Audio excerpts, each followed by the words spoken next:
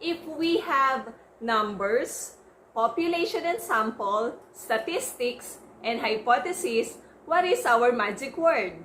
Correct! Quantitative research. Tara, pag-usapan na natin siya.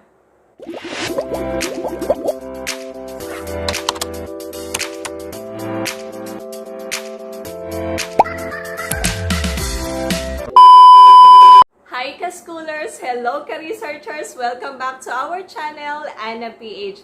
In this video, we'll talk about quantitative research. Specifically, I will be sharing to you its characteristics, advantages, and disadvantages. Also, I will provide you with samples of quantitative research titles which you can use as your reference or your guide in making your own. Let's start the ball rolling and let's have the definition of quantitative research. My favorite definition of quantitative research is the one from Aliaga and Gunderson 2000. According to them, quantitative research is explaining phenomenon by collecting numerical data that are analyzed using mathematically based methods, in particular statistics. Ka-schoolers, ka-researchers, himayin natin yung definition na yan for us to fully understand what quantitative research is. So, quantitative research is explaining phenomenon. Kunin agad natin yung word na phenomenon. Sa quantitative research, we explain phenomenon. Ano ba yung phenomenon? Phenomenon is a peculiar incident that can happen anywhere, in any discipline, or in any organization. So, sa research kasi, hindi na tayo after dun sa mga common na pangyayari, ordinaryo na.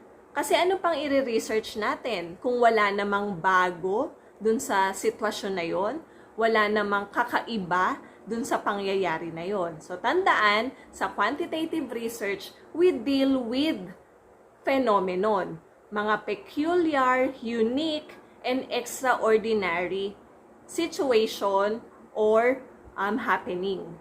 Now, let us continue.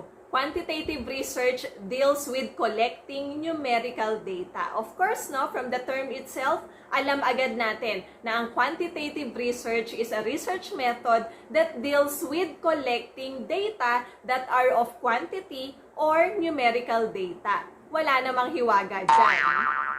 And then, of course, in quantitative research, these data are analyzed using mathematically based methods, in particular statistics. This type of research utilizes numbers and statistical analysis. It is ideal in studying phenomenon which must contend with the problems of measurement. Furthermore, in studying a phenomenon, tayong mga quantitative researchers, we attempt to measure relevant factors and variables by attaching numeric values that express quantity. Analyzing numbers to answer a scientific inquiry is done through mathematical formulas usually used in descriptive and inferential statistics. So, ayan no, naipaliwanag na sa atin kung ano ang quantitative research. Now, para bigyan pa kayo ng mas malawak o mas malalim na konsepto nito, I will be sharing to you the characteristics of quantitative research. Characteristics of quantitative research. 1. It is reliable and objective. 2. It uses statistics to generalize a finding. 3. It reduces and restructures a complex problem to a limited number of variables. 4. It looks at the connections between variables and establishes cause and effect relationships in highly controlled circumstances. 5. It tests theories or hypotheses. 6. It assumes that the sample is representative of the population. 7. The subjectivity of its methodology is a secondary concern. And then last, it deals with the details of the subject. Bilang ikaw ay gagawa o susulat ng quantitative research, karapatan mong malaman ito. ang advantages at disadvantages ng quantitative research. Advantages. First, it allows the researcher to measure and analyze data to arrive at an objective answer to the problem stated. Second, the result is reliable since the study uses a big sample of the population. Third, standards are usually used in choosing the instruments, in sampling procedures, and in choosing statistical treatment, thus making the research replicable. Fourth, ito, mahalaga to. Personal biases can be avoided in this type of research since personal interaction is not part of the process. Other advantages of quantitative research. Fifth, processes involved are simplified since the steps in doing quantitative research are made easy and systematic. And then last, results can be reduced through statistical treatments and interpreted in just few statements. Ang quantitative research ay meron ding disadvantages that we need to consider. 1.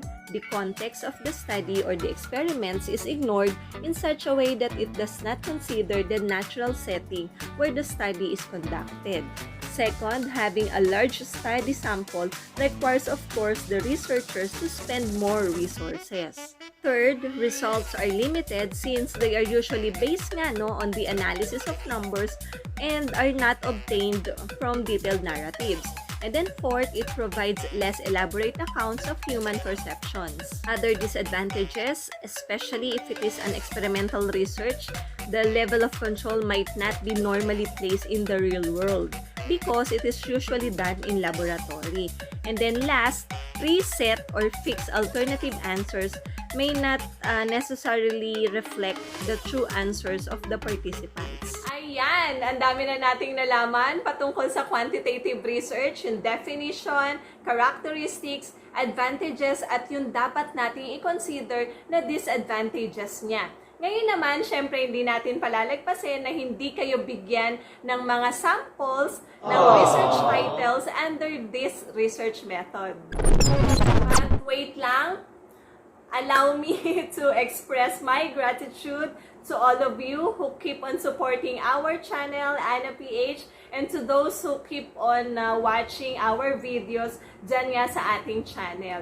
So, doon naman sa mga bago pa lang or dati na nanonood dito sa channel natin pero hindi pa nakasubscribe, please subscribe na po kayo and paki-like at share na rin yung ating mga videos dahil lagi ko nga sinasabi ang goal nito ay ma-reach yung ating mga student researchers all over the Philippines.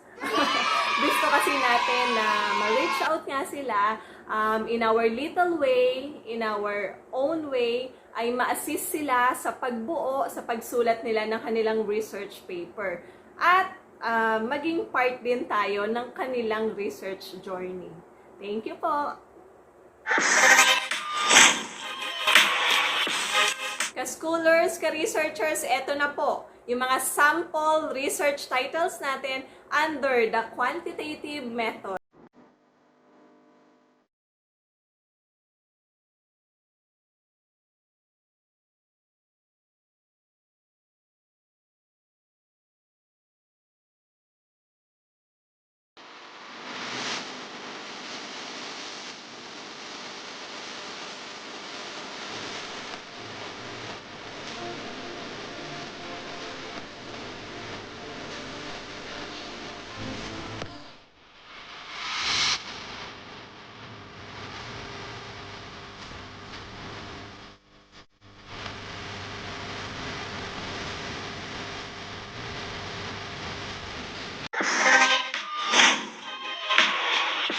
Lastly, ka-schoolers, ka-researchers, I am encouraging you to do and write quantitative researches because this type of research is really important to different areas or different fields. Like halimbawa, sa field ng education, if you want to measure the level of performance of students, for example, sa ganitong subject or sa ganitong subject, then quantitative research method kasi yung gagamitin natin dyan kasi nga level of performance. Okay, now, if you want to assess yung effectiveness ng teachers' strategies or methods used in teaching, or if you want to assess din yung effectiveness ng isang school policy, then we may use quantitative research method on those.